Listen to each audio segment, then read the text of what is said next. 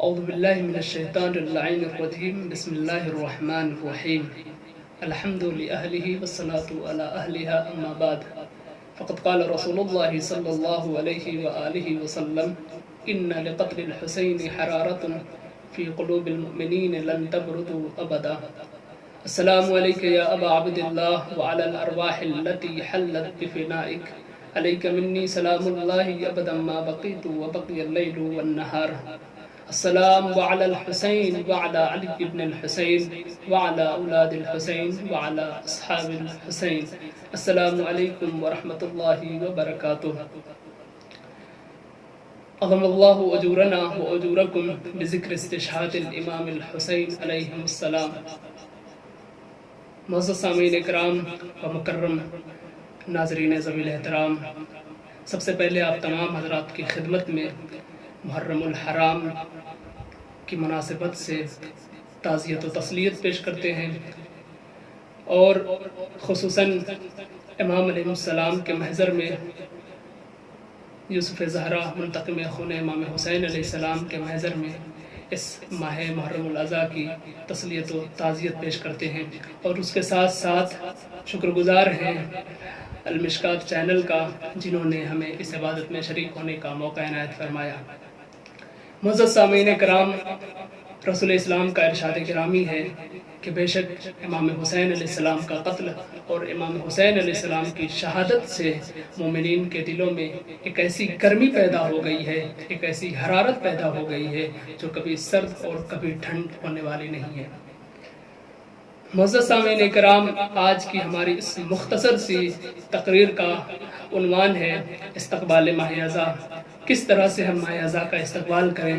کس طرح سے ہم کو چاہیے کہ ہم ماہ اضحیٰ کے لیے تیار رہیں اور اس کا استقبال اور اہتمام کریں. جس طرح سے استقبال کے لیے متعدد الفاظ ہیں، اسی طرح سے استقبال کے مختلف طریقے بھی ہیں. جہاں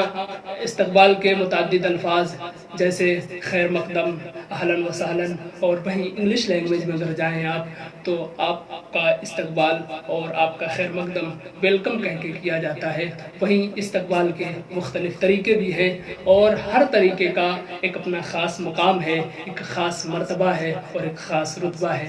اسی لیے جب کوئی بچہ آپ کے گھر تشریف لاتا ہے تو آپ اس کا استقبال اس اہتمام کے ساتھ نہیں کرتے ہیں جس طرح سے اس کے بزرگ کے آنے پر آپ اس کا استقبال کرتے ہیں. اور اسی طرح سے اگر اس کا بزرگ آپ کے گھر تشریف لاتا ہے تو آپ اس کا استقبال اس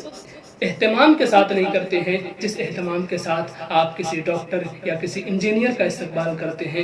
معزز سامعین کرام، اسی طرح سے اگر کوئی عالم دین آپ کے گھر تشریف لاتا ہے تو آپ اس کا استقبال اس اہتمام کے ساتھ نہیں کرتے ہیں جس طرح سے آپ ایک مجتہد کے آنے پر اس کے استقبال کا اہتمام کرتے ہیں. کہنے کا مطلب یہ ہے کہ جس طرح سے علم بڑھتا جاتا ہے، مقام بڑھتا جاتا ہے، رتبہ بڑھتا جاتا ہے، عظمت بڑھتی جاتی ہے، اسی طرح سے اس کے استقبال کا اہتمام بھی بڑھتا جاتا ہے. ناظرین کرام، اگر ایک دنیاوی انسان علم کو حاصل کر کے، محنت کر کے، جد و جہد کر کے، کوشش و کاوش کر کے اجتہاد کی منزل پر پہنچ جاتا ہے تو مقتضی حال یہ ہوتا ہے کہ اس کا احترام کیا جائے اور اس کے استقبال کا اہتمام کیا جائے. تو یقیناً ہر سننے والا اور ہر امام کا چاہنے والا یہی کہے گا کہ اگر کوئی ذوات مقدسہ، کوئی مخدرات عصمت ایسی ہوں جو کسی کے گھر میں تشریف لائیں تو یقیناً حق بنتا ہے کہ ان کا بھی استقبال اس اہتمام کے ساتھ کیا جائے، کیونکہ ان کا استقبال اس طرح سے نہیں کرنا چاہیے جس طرح سے ایک بچے کا یا کسی عالم دین کا یا کسی مجتہد کا استقبال کیا جاتا ہے، بلکہ اس کے استقبال کا اہتمام اس قدر شان و شوکت کے ساتھ کرنا چاہیے کہ دیکھنے والا کہے کہ یقیناً یہ امام کا ماننے والا ہے، یقیناً یہ امام کا چاہنے والا ہے، یقیناً اس کو مولا کائنات اور ان کے جتنے بھی اہل بیت ہیں ان سے محبت اور رغبت ہے. معزز سامعین کرام، جہاں استقبال کے حوالے سے ماہ اضحیٰ، ماہ شہر الاحزان کا استقبال جس طرح سے مختلف الفاظ اور مختلف طریقوں سے کیا جاتا ہے، اسی طرح سے ماہ اضحیٰ اور شہر الحرام اور شہر الاحزان کے استقبال کے لیے کچھ اعمال بھی بتائے گئے ہیں۔ اگر آپ مفاتیح الجنان کو اٹھائیں تو اس میں بہت سارے اعمال موجود ہیں، جس میں سے مختصراً ہم آپ کے سامنے پیش کریں گے کہ ماہ اذا کا استقبال ہمیں اعمال کے ساتھ بھی کرنا چاہیے۔ ان میں سے سب سے پہلا عمل یہ ہے کہ اس مہینے روزہ رکھنا مستحب ہے۔ اس کے ساتھ ساتھ 10ویں محرم کو روزے رکھنے کے سلسلے میں مجتہدین کے نزدیک دو رائے ہیں۔ ایک گروہ یہ کہتا ہے کہ 10ویں محرم الحرام کو روزہ رکھنا حرام ہے، اور دوسرا گروہ مجتہدین کا کہتا ہے کہ 10ویں محرم الحرام کو روزہ رکھنا کراہت شدیدہ یعنی مکروہ ہے۔ معزز سامعین کرام، اس کے بعد اس ماہ مبارک کے اس شہر الاحزان کے بےحد فضائل اور بےحد ثواب اور بےحد اجر بیان کیے گئے ہیں۔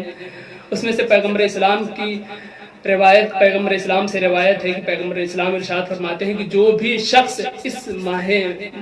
محرم الحرام کے مہینے میں روزہ رکھے اور روزہ رکھنے کے بعد جب وہ کوئی دعا کرے تو خداوند عالم اس کی دعا کو ضرور قبول کرے گا، اور اس کے ساتھ ساتھ جب وہ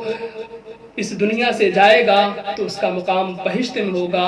اور یہ شخص جو روزہ رکھے گا اس کا مرتبہ اس شخص کے مانند ہوگا جو پورے سال تک اعمال خیر انجام بجا لاتا ہو۔ وہیں دوسری روایت امام علی رضا علیہ السلام سے ریان بن شبیب روایت کرتے ہیں کہ امام علی رضا علیہ السلام نے ارشاد فرمایا کہ جو شخص اس ماہ محرم الحرام کے مہینے میں خصوصاً پہلی تاریخ کو روزہ رکھے گا تو اس کا ثواب یہ ہوگا کہ جب بھی وہ کوئی دعا کرے گا تو پروردگار عالم اس کی دعا کو فوراً مستجاب کرے گا۔ اور اس کے ساتھ ساتھ امام ارشاد فرماتے ہیں کہ اگر کوئی شخص اس مہینے میں دعا کرے، خصوصاً اگر اولاد کے سلسلے میں دعا کرے، تو اس کی دعا کو فوراً پروردگار عالم مستجاب کرے گا، کیونکہ پہلی محرم الحرام کا ہی وہ دن ہے جس دن پروردگار عالم نے جناب زکریا کی دعا قبول کر ان کو اولاد صالح یعنی جناب یحییٰ جیسی اولاد عنایت فرمائی تھی۔ معزز سامعین کرام، جس طرح سے ماہ اذا کے استقبال کے لیے بےحد فضائل، بےحد ثواب اور بےحد اجر ہیں، اسی طرح سے اس ماہ محرم الحرام میں مجلس عزا، فرش عزا، امام حسین علیہ السلام کی عزاداری کرنے کے بےحد ثواب اور بےحد اجر بتائے گئے ہیں، اور امام حسین علیہ السلام پر گریہ کرنے کے لیے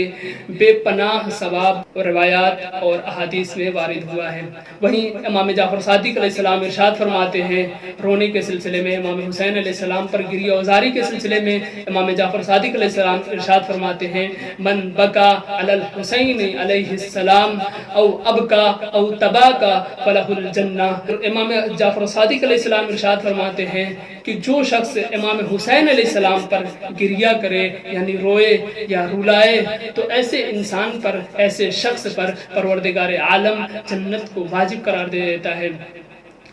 دوسری روایت میں اس طرح سے بھی الفاظ وارد ہوئے ہیں کہ من بکا علی الحسین علیہ السلام او ابکا او تباکا فوجبت لہ الجنہ، کہ جو شخص امام حسین علیہ السلام پر روئے یا رلائے یا رونے جیسی شکل بنائے تو خداوند عالم ایسے انسان پر، ایسے رونے والے انسان پر جنت کو واجب قرار دے دیتا ہے۔ دوسری جگہ امام جعفر صادق علیہ السلام ارشاد فرماتے ہیں من بکا علی الحسین علیہ السلام فَيَحُطُّ الذُّنُوبَ الْعِظَامَ، جو شخص امام حسین علیہ السلام پر گریہ اوزاری کرتا ہے تو یہ گریہ اوزاری اس کے بڑے سے بڑے گناہوں کو ختم کر دیتے ہیں اور مٹا دیتے ہیں۔ معزز سامعین کرام، جس طرح سے یہ مہینہ ماہ محرم الحرام شہر الاحزان جس مہینے کو کہا گیا ہے، اس کا مطلب یہ ہوا کہ تمام مہینوں میں سب سے غمگین مہینہ، اس لیے اس کا ایک نام شہر الاحزان بھی ہے۔ معزز سامعین کرام، ماہ محرم الحرام کوئی تہوار کا مہینہ نہیں ہے بلکہ ایک تحریک کا مہینہ ہے، ایک ایسی تحریک جو کسی مذہب، کسی دین، کسی دھرم سے مختص نہیں ہے، بلکہ یہ تحریک عام ہے، تمام انسانیت کے لیے عام ہے۔ یہ تحریک ہر اس شخص کے لیے ہے جو روئے زمین پر زندگی بسر کر رہا ہے، کیونکہ امام حسین علیہ السلام کا احسان پوری عالم انسانیت پر ہے۔ امام حسین علیہ السلام نے اپنی قربانی دے کر पूरी आलम इंसानियत को बचाया। सिर्फ ये नहीं कि उन्होंने सिर्फ दीन इलाही को बचाया, बल्कि उन्होंने पूरे आलम इंसानियत को बचाया। इसीलिए पैगंबर इस्लाम का इरशाद भी है कि ए अली, तुमको सिर्फ मोमिन चाहता है, तुमसे सिर्फ मोमिन मोहब्बत करता है। लेकिन इमाम हुसैन अलैहिस्सलाम के लिए रसूल फरमाते हैं कि हुसैन, तुमसे सिर्फ मोमिन नहीं बल्कि हर वो शख्स तुमसे मोहब्बत करता है जिसके दिल में इंसानियत मौजूद हो, जिसका ज़मीर जिंदा हो। इसीलिए इमाम हुसैन अलैहिस्सलाम की ज़ात किसी दीन से मुख्तस नहीं है, किसी धर्म से मखसूस नहीं है, किसी तरह के किसी भी मजहब से इमाम हुसैन अलैहिस्सलाम की ज़ात मखसूस नहीं है,